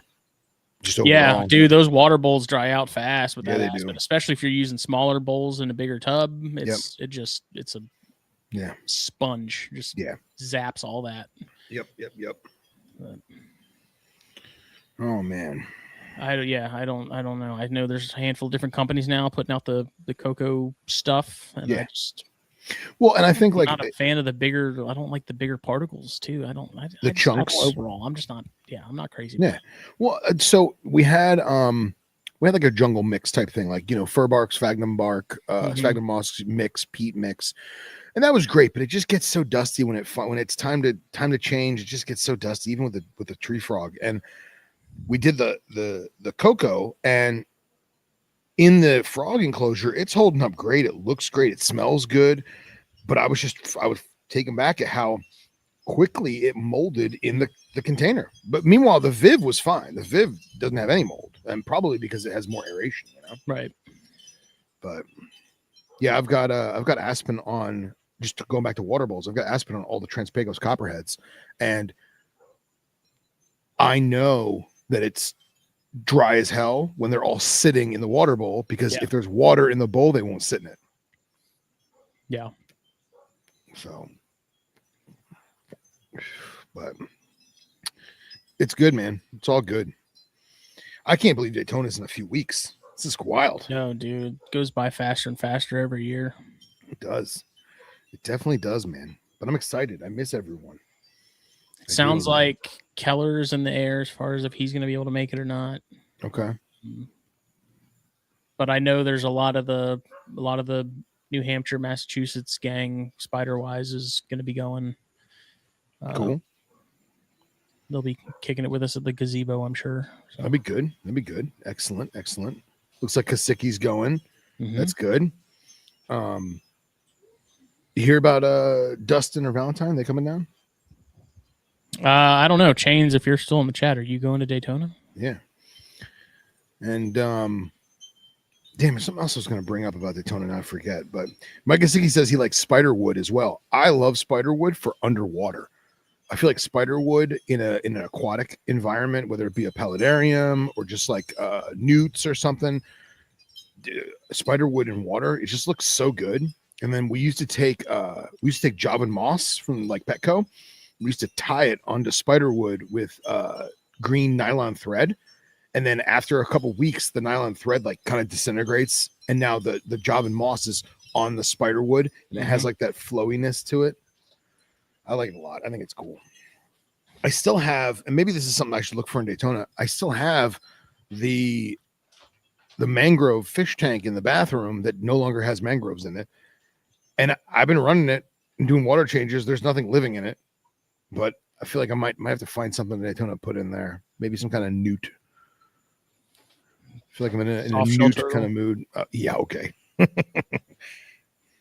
Look, man, you could put a baby elephant in a closet. It's still a baby elephant. Oh, Jesus. So I thought it was interesting, speaking of Daytona, that one of the speakers is the dude that directed Tiger King, who's coming out with some documentary Are you on serious? reptile smugglers on HBO at some point soon. HBO. Yes. Really? Because he's been working on that thing for many years, and we've all been my terrified. Glass is half full. At least it's not Netflix. Yeah. But that doesn't mean it couldn't eventually be Netflix. I don't know. I was a little disturbed. Like that's one of the guest speakers at Daytona. And is it gonna be like the Turtle Talks? Are they doing Turtle Talks? They are, and he's like, this guy's like one of the people giving a talk about about this documentary he's doing. Well, because I was gonna say, isn't he a turtle guy? Isn't he like part of the Chelonian Society and shit? Like TSA, I think. Yeah. That's wild, man. I didn't realize he was a TSA guy, and he's producing a documentary making us all look bad. Well, you look at it like his bio and stuff, and it's like Eric Good has loved reptiles his entire life, and it's like, well, I guess we can all go fuck ourselves. You know? Yeah. That's oof. That's gonna be oof. Yeah, it was announced not that long ago that he's one of the speakers, and I was like, well, and that also going to go to that. That also just, I feel like a lot of people are going to go to that just to kind of see what happens. But that also needs to be a PSA for anyone listening to this podcast.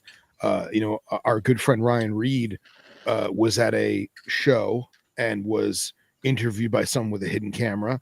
And obviously he is not a bad person, at least, but he's very by the book.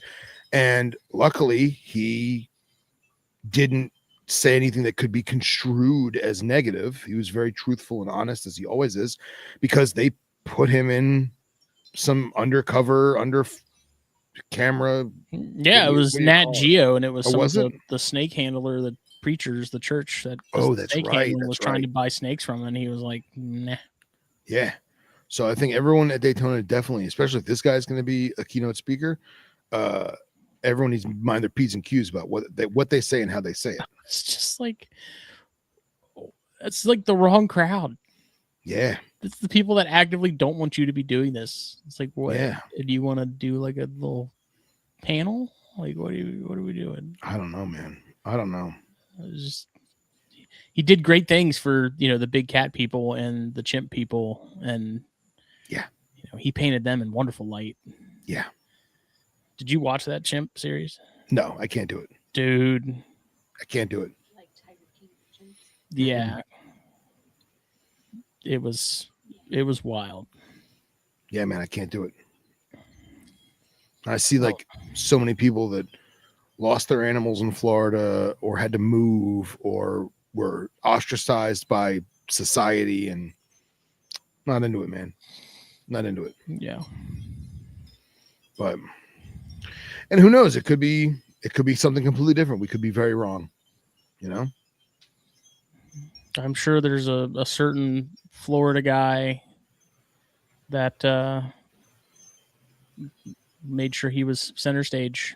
Well, I know multiple Florida individuals who are already showed clips of them going to be in it. So we shall see. We shall see. It's always the people you want the least to be piping up. Agreed. Very much agreed. Chimp crazy lady, a proper babe. I sent her DMs, but no reply. Oh my God. I'm questioning your life choices there, buddy. Yeah. Yeah, for sure. There was a lot going on there. It's pretty loud. Yeah. I did enjoy for a hot minute, regardless of your political opinions. I did think it was pretty funny when they were comparing Carol Baskin to Hillary Clinton and all the memes back a couple years back. I thought that was hilarious. That they both wear the same eyeshadow. She just moonlights as a tiger lady on the weekends. Yeah, something like that. Yeah, that's funny. Or it's like that's where Hillary disposes of the bodies. Oh man, I'm so torn because it's like I want to watch just to see how bad it is, but at the same time I'm like, I kind of know how bad it's going to be. Yeah, it's like I kind of want to know what kind of stupid shit people are going to ask me because they watched it. It's only a matter of time, man. It's only a matter of time. I think it's supposed to be released this year. I'll have to find the little snippet that I saw that was talking about it. Because it's going to be on HBO, I think, is what they said. It's not going to be on Netflix, but maybe Netflix was just like, dude, we can't take any more of these people. We can't, like. I mean, did it get the ratings up? You've done the damage already. Yeah, who knows? Can't handle any more nut jobs on Netflix. Well, on a lighter note, my coworker, his uncle lives like 10 minutes from me and has been consistently pulling out very safely, at least 8 to 15-inch coral snakes from his pool, like every other week. Did you see the one that I saw under my bedroom window? I didn't see it. Katie saw it. No, what did I miss this? Dude, I haven't been in the group chat in a while, in a hot minute. God, so this is a couple days, couple. It's like the week before last. Okay. Well, so he's showing me these pictures, and like it's literally like pool skimmer out of the pool, and I'm like, dude, the next one you get, you got to call me because I'm gonna keep it and be stupid. Yeah, well, this was an adult. Okay. Literally 5 feet from where I lay my head at night. Oh, jeez. Wait, where were you, and why did your wife not hail you? I was at work. Dude, that's Katie for running home. Katie video chatted me, and I kind of when she video chatted me, I was like, okay, like either she's excited about how she saw on Zillow, or there's a coral snake. She don't video chat me for really anything else. Yeah. Unless there's something at the store that she's shopping for specifically that I need to point out, or neither here nor there. Okay. And she was weeding the little garden bed. I could have got bit by a coral snake. You want to tell it? You want to tell it? We need to get her on camera.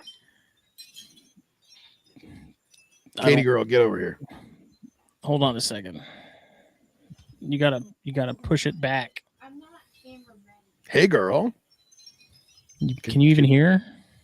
Can I? No, can they hear you? Oh, I don't know. Flip that around. Okay. Good. Am I good?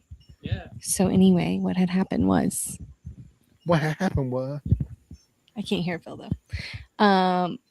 I had a break at work and I was like, I'm gonna weed my flower bed because I don't get outside enough. And I got all my stuff ready and I walked out there and I looked over and there was a black and red and yellow snake. And I was like, I think that's a coral snake. So I immediately called Justin and my hands were shaking because I was so excited for him. That's awesome. And I video chatted him and I was like, oh God, I hope he picks up. And he did. And he was like, fuck. As soon as he saw, because I already had the camera like flipped around towards it. And he's like, I'm on my way. And I was like, no. Because I was like, as soon as you're not going to get here in time. It's going to be on its way. It was already like panicking when it saw me. So it slithered into the really dense weeds that I had. And a little brown snake came like shooting out of the weeds and was like, get away. Because I think that was its breakfast. Definitely what it was going on. Yeah. So oh my gosh. I at least saved a brown snake that day. That's little. Awesome. Fuck the camera. Looks like that. That's awesome. Little tiny brown snake. But I got as much video as I could and zoomed in as much as I could. Smitty, how does it feel to know that your wife beat you to it? This isn't the first time. Yeah. She's literally seen more live coral snakes than I have. Oh my gosh. Snakes. 2 coral snakes. So I did leave work. Like you would have thought there was a medical emergency. I was like, I gotta go. Yeah. I'll be right back. Which basically I was like, I'll be back in like an hour and a half, 2 hours. Yeah. Drove across town as fast as I could to get to the house. Nothing. Oh god. Gone. Which is what I said would happen. I was like, don't be crazy trying to drive here and get in a wreck over a snake that's going to be gone. So now I'm freaked out to weed my flower bed because I'm sure he's just watching me. It was literally right there, dude. Right under our window. Well, at least you know they're there. You know they're present. Now you got to set up some trail cams and yeah, we gotta make a tube. We're gonna make like a tubular catch box so that Katie can just like stick it in front of the coral snake and it'll just go in on its own. He was like, get a hook and get it in a bucket. I'm like, are you fucking retarded? What? Why? This isn't your first rodeo. I like my fingers. You maneuver. You don't have to touch it. It's got a hook. You got a stick. That wasn't gonna bite me and kill me. Well, Kill me. seeing as how I my would not have fiance had is to go in to the group chat, emergency room. may I tell the story of the What does he say? kitchen snake, babe? Let me know. The kitchen snake? Yeah. Oh, the breadcrumb snake. No. That was the same Different. snake. Phil had a kitchen snake. Oh, you had a kitchen snake. What kind of snake was it? Well, I don't know if she wants to tell the story or what, but we'll Anna Maria has a kitchen snake.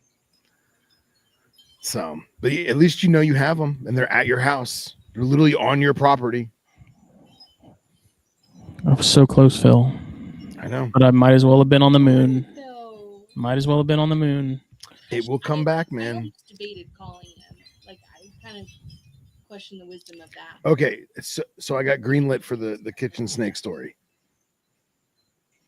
So Anna Maria has a Puebloan milk snake, and for those who don't know, Puebloan milk snakes, they're tricolored milk snakes, very reminiscent of the coral, right? One might say a mimic of the Micrurus genus.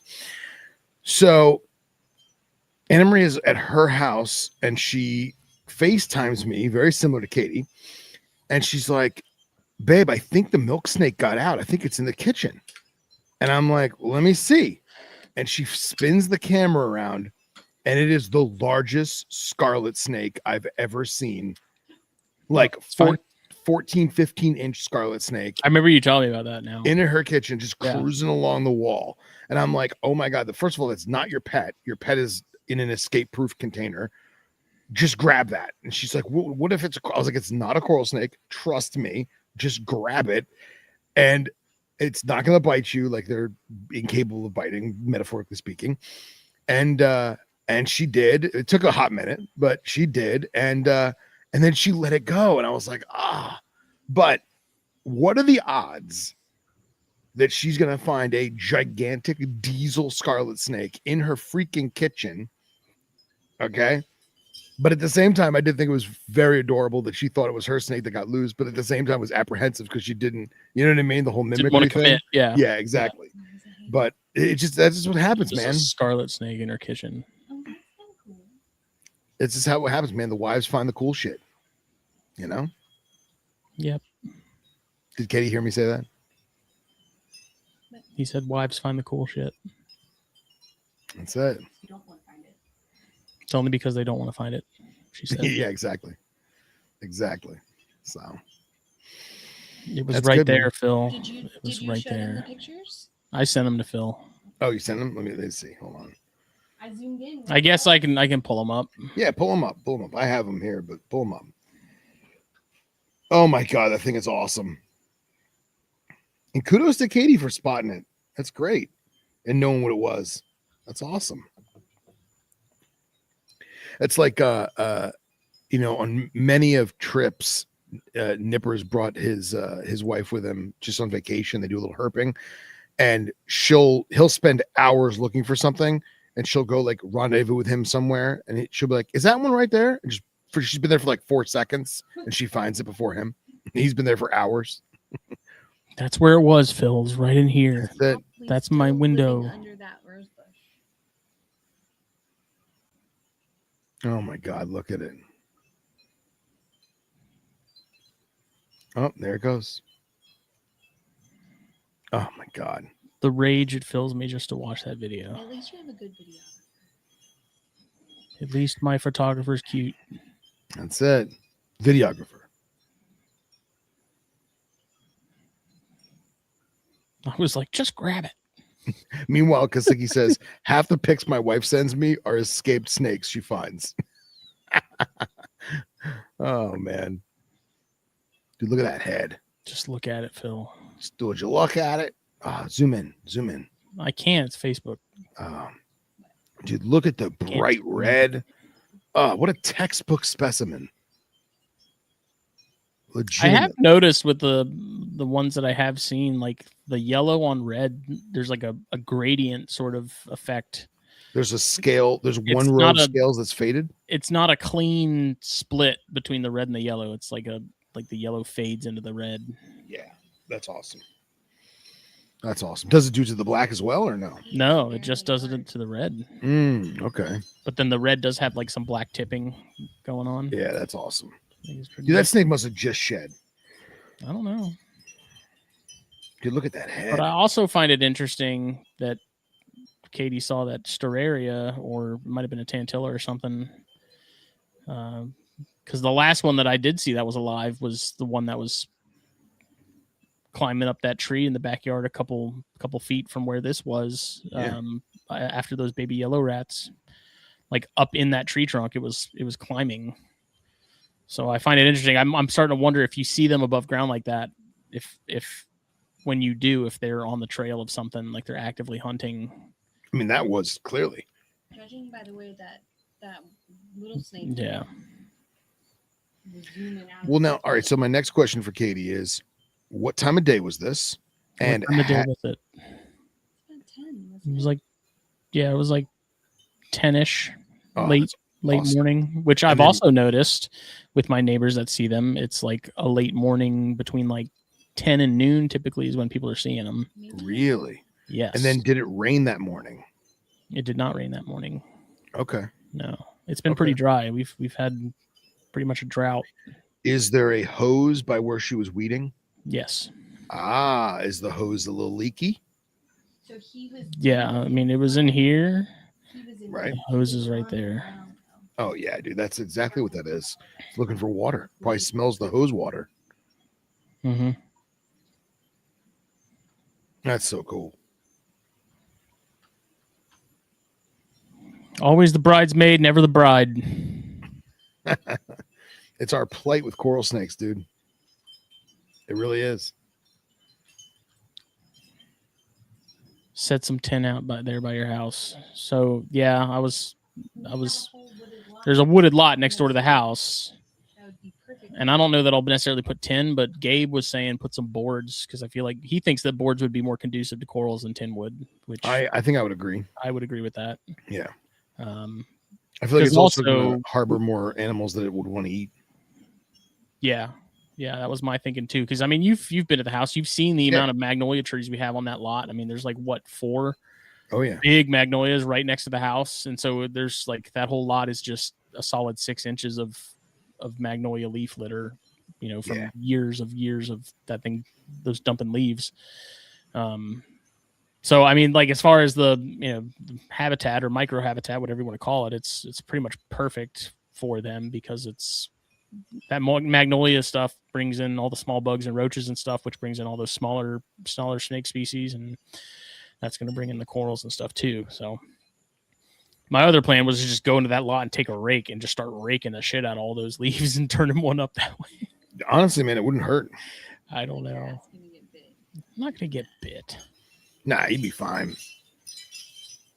They have to chew on you, remember? He's joking, kids. I'm joking. Corals do not have to freaking chew on you, man. Jesus Christ. If I hear one more person say that, I'm going to freaking lose it. And yes, coral snakes can climb their own body. Just because you're holding it by the tail does not mean you're safe. Dude, I hear that all the time from people. Like, oh man, I got this coral snake. I just held it by the tail. It can't bite me because I'm holding it by the tail. I'm like, okay, sure. See, if it was really motivated to, sure, but I don't think they're usually very motivated to do it. Bro, every time I get a coral snake from somebody, that thing is a spastic son of a bitch. Yeah. They're so fast, dude. So When they Yeah. turn on the afterburners, dude, they book. If I hiding under that rose Anna Maria's rage baiting. She says, do they have to chew on you? bush, is he gonna come out? I don't think he's under that rose bush. If he were though, like if that was a nice little temporary hidey hole, would Yeah. all that water flush him out? Probably. Because you wouldn't. They're not water snakes. Right. Okay. Like they can live off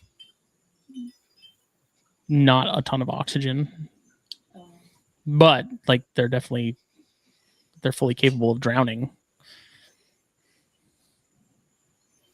So I don't know, but that It was very exciting. it wasn't. It was really disappointing. It was exciting for me.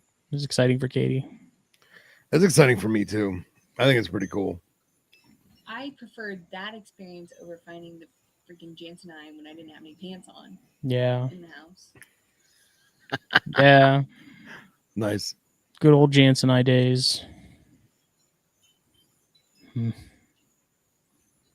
a good chapter. On to the next one. Yep. All right, I'm going to bed. Oh, okay. Bye, Phil. Good night, Katie.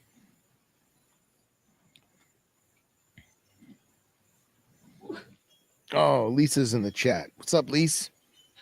Speaking of sweet chondros, Yeah, right? boy, Lisa got the heat. Yes, she does. It is Katie, Lisa. Lisa in California, Lisa. Dude, Lisa, you need to come to Daytona. Yeah. Legit.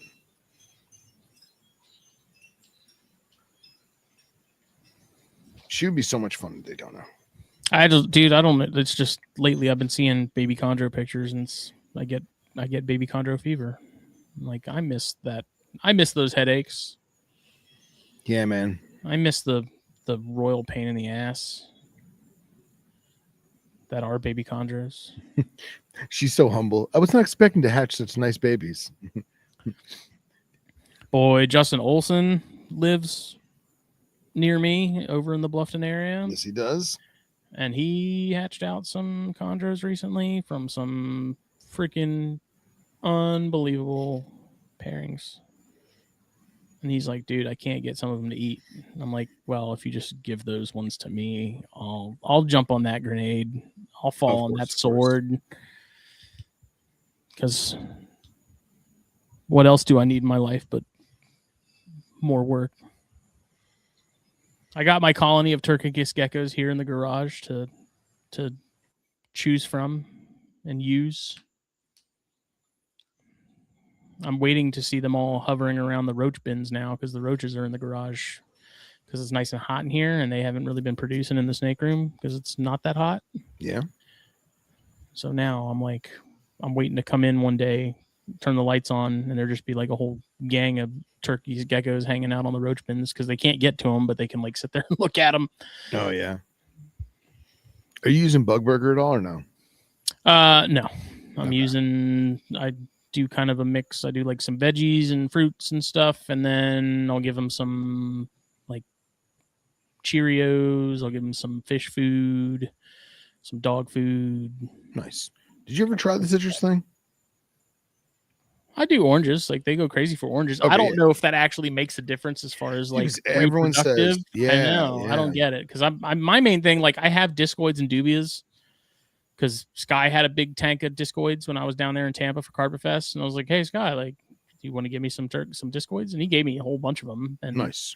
I don't know why because I have some tarantulas that would eat them an adult, but I don't really like them in comparison to the red runners, which I do have, and that's what I'm trying to get to. Red runners can climb walls, can't they? No. Oh no. Okay. Mm-mm. Oh, I'm thinking of lobsters. That they can climb walls. Okay. Yeah, I mean the red runners. I'm just like I have a group going, but I need them to go more because I can't quite pull from it yet because they're just not at the numbers. So I have to keep going to PetSmart to get crickets, and that's a pain in the ass because PetSmart's across town, and a lot of times they don't have crickets. But you're going to be ready for your chameleon.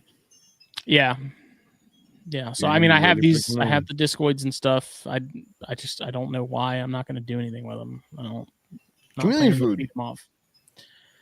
Because I think I have a lot of males and not a lot of females too, which is probably problematic. I'm probably not going to get a whole lot in the way of production. Well, you're just going to feed them the chameleon. That's it. I literally have like 3 spiders that could eat a discoid roach. Oh, really? Yeah. And even then, that'd be a massive meal for them. One of them is that female Britney Spears, that female Metallica I have. Mm-hmm. Boy, that's a big, pretty spider. Wind just picked up crazy. Sorry, I'm making faces. Lisa asked if the red runners were native roaches. They're not. So they're a Asian Middle Eastern species. From what I was reading, they are sort of established in parts of Texas. But they're not like South American stuff that sort of needs to be like crazy humid and stuff. Like I think they do a little better in slightly drier conditions, but the Utica still need some humidity for the eggs and stuff to hatch and develop, and all that. Damp cardboard.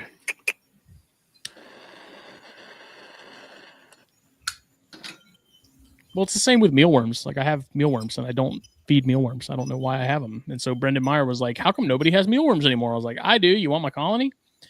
So I spent like an hour last night digging out individually however many hundreds of mealworms from my colony, because I've pretty much ignored it. So it's nothing but a bunch of dead beetles and debris.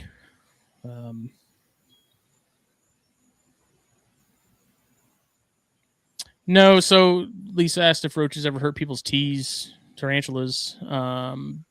It has happened where like a tarantula was in pre-molt and went into molt, and a roach ate the tarantula while it was soft and molting. But as far as like standard tarantulas not in molt, hasn't gone into a molt, hasn't just come out of a molt, like usually it's not an issue. But they will, if you're not paying attention, like they can nibble on, especially like your small, like little guys are the bigger problem. Like adult spiders, I don't think are going to give a shit. Yeah. But your slings and stuff, that's where it's more problematic. But crickets can too. I mean, crickets can just as easily chew on a molting spider as anything else. So yeah, for sure. For sure. Oh man.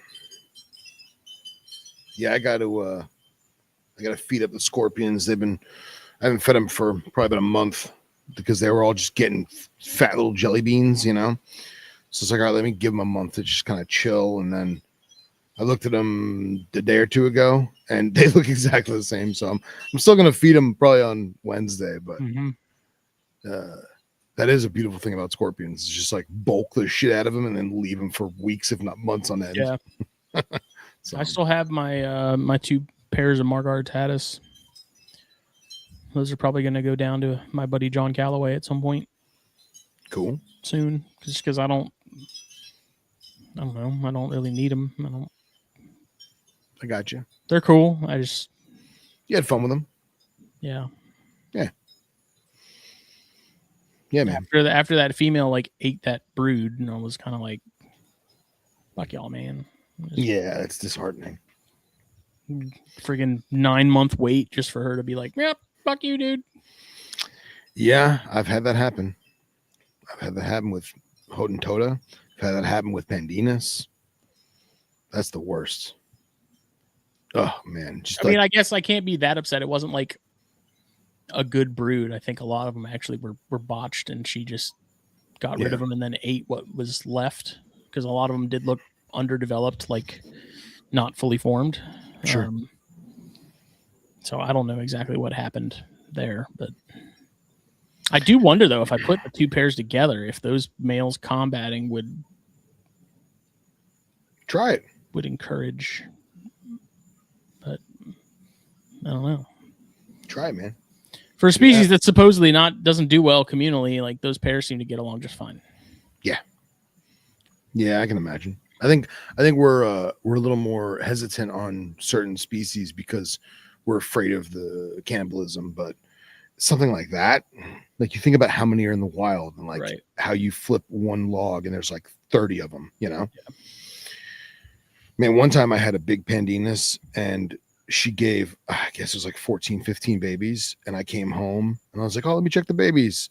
And like, I go to like squish a cricket to give mom, and she's just sitting there with her pincers open. Like she's in like the ambush position. Mm-hmm. And all the babies are just dead in the cage. She just killed them all and left them. Just massacred her brood. And I was like, fuck, man. So that was, I'm not ready. Yeah. That was like It's not conducive to raise my children. I'll just kill them all. Stupid scorpions. Yep. What are you gonna do? But I think if I look at when the right time of year is, I think it's now.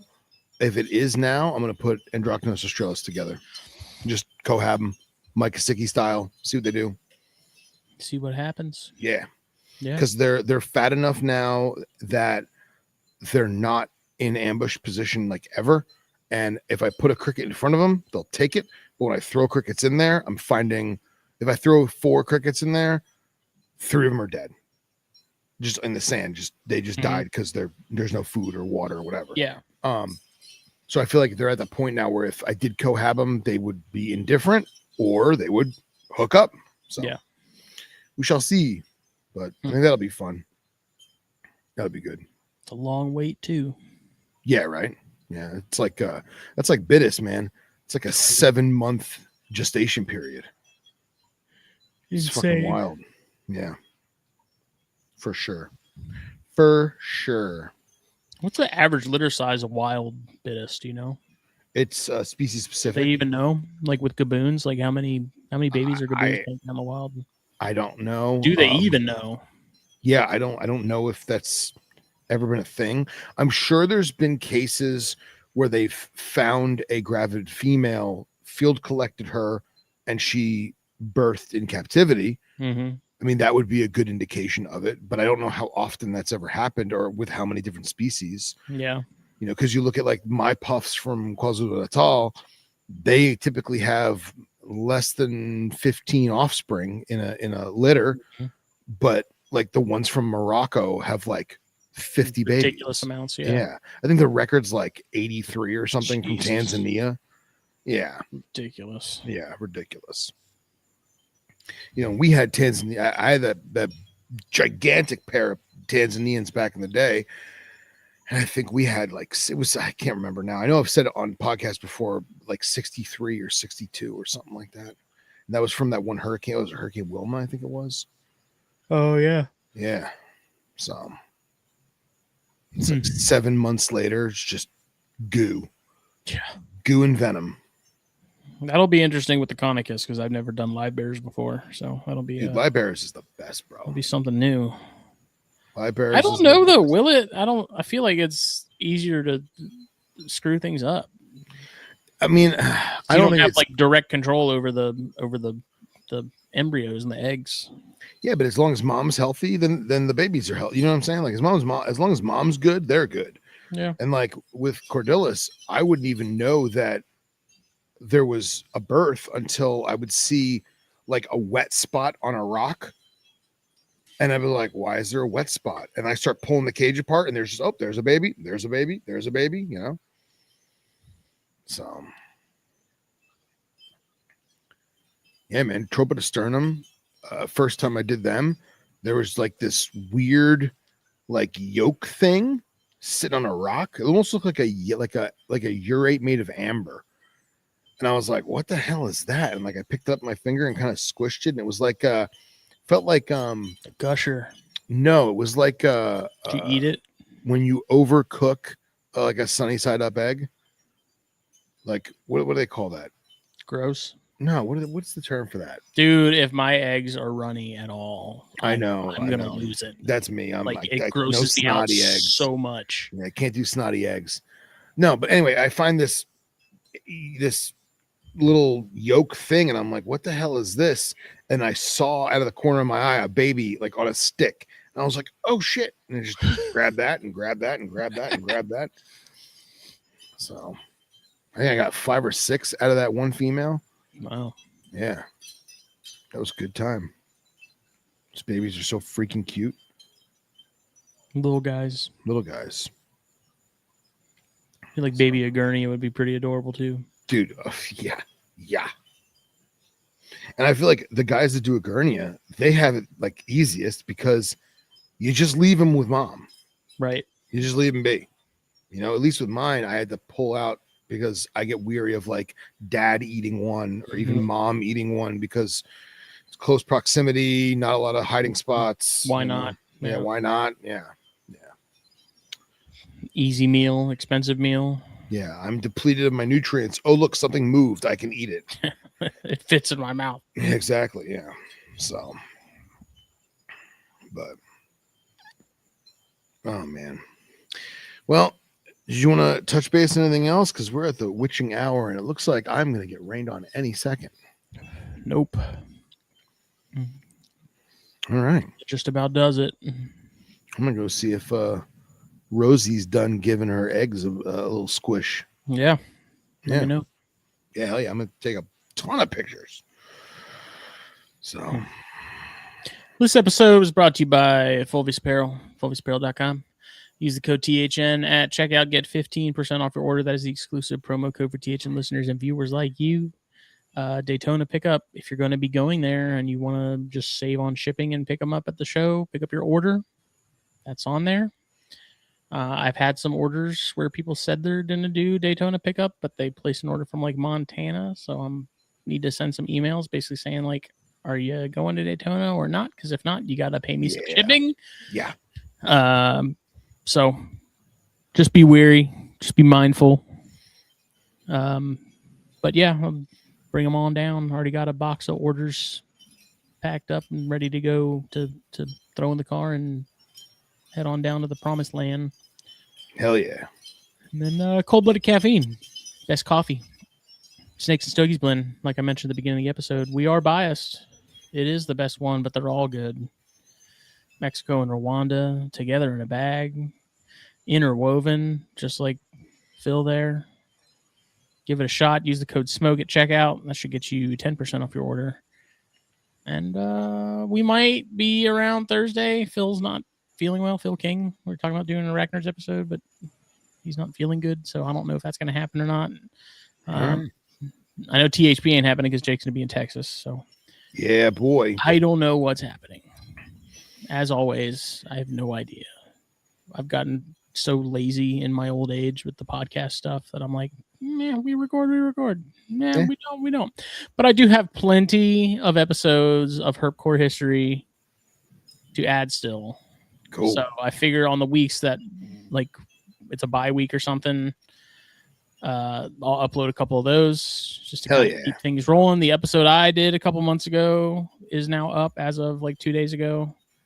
So if you want to go check that out, you can. Otherwise, I'll be adding it to the stream at some point soon. I've been kind of taking my time adding those because there's a back catalog of probably, I think, like 30-something episodes to get added to the feed. So keep an eye out. Check it out. He's had some awesome people on. He's had Bob Applegate and countless other like pioneers of the industry. Oh, yeah. That I'm excited to get uploaded. I'm just trying not to upload them all at once. It's good, man. It's good shit. Titration of episodes. Just nice. Drip. But thank you all. We'll see you later. Bye.